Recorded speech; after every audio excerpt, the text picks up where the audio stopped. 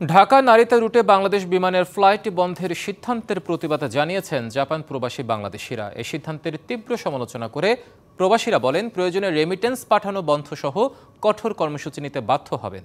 টোকিওতে এক মতবিনিময় সভায় দেয়া হয় এমন হুঁশিয়ারি। দীর্ঘ ১৭ বছর বন্ধ থাকার পর ২০২৩ সালের ১ সেপ্টেম্বর ঢাকা নারিতা রুটে বাংলাদেশ বিমানের ফ্লাইট চালু হয়। তবে সাম্প্রতিক সিদ্ধান্ত অনুযায়ী আগামী ১ জুন থেকে এই রুটে ফ্লাইট চলাচল আবারও স্থগিত করা হচ্ছে।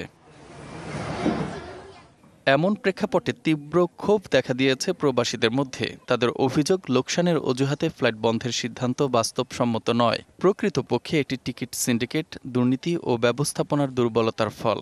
টিকিটের সিন্ডিকেট একটা অনেক বড় সিন্ডিকেট, বাংলাদেশে এটা অবশ্যই আছে। তো এইটাকে যদি দূর না করা যায়, বাংলাদেশ বিমানের লাভ কখনোই দেখা সম্ভব না। দুর্নীতি সব আগেও ছিল, এখনো আছে।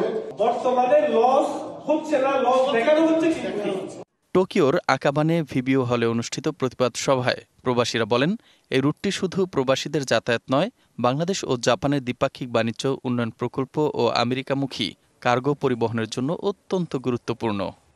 কালার এক্সপার্ট, জর্জ স্যাপ এবং মাইল্ড অন হ্যান্ডস টেকনোলজি সমৃদ্ধ অরিক্স ক্রিস্টাল ওয়াশ আপনার আমাদের এম্বাসি কিন্তু এখনো স্বৈরশাসকের অন্দর থেকে বের হয়নি। এখানে এখনো 70% ওই স্বৈরশাসকের আমলা আছে। বিমানের এমডিকে বলতে চাই, আপনার যদি পদ রাখতে চান, আপনি ঢাকা টু নারিতার পথ বন্ধ করবেন না।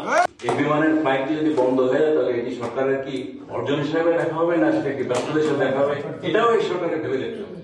সাংবাদিক আতিকুর রহমান ও আলমগীর হোসেন মিঠুর সঞ্চালনায় অনুষ্ঠানে বক্তব্য রাখেন কমিউনিটির বিশিষ্ট নেতৃবৃন্দ।